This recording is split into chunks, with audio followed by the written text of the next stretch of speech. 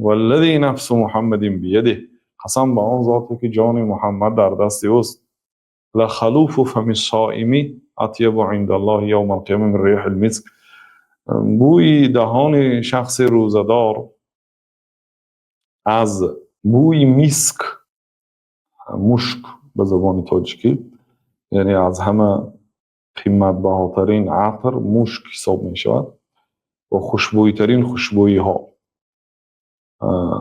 پیامبر صلی الله علیه و سلم جنت را وصف کرد، گفتن که یک خیشت از طلا هست، یک خیشت از نقره هست و اون لایه که در مابینش میشد از مشک است.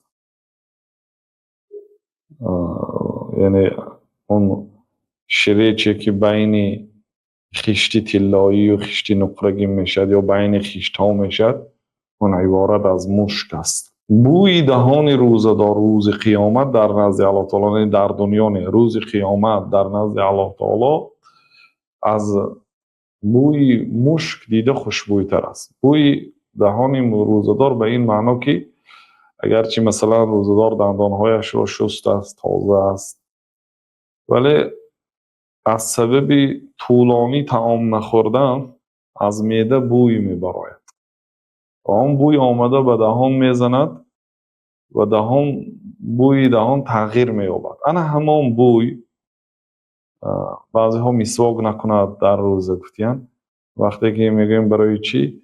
میگم که برای آن که همون بوی خوشبویی که در نزد الله تعالی از مشک قیمت‌تر است و از بین نرود. نه، اون بوی از شکم می آید، از معده می آید. خلاصه مسواک کردن اجازت است. خب این بوی یعنی که اگرچه در نظری آدم ها بوی خوب نیست، لیکن در نزد الله تعالی روز قیامت از بوی مشک دیده خوشبوی است.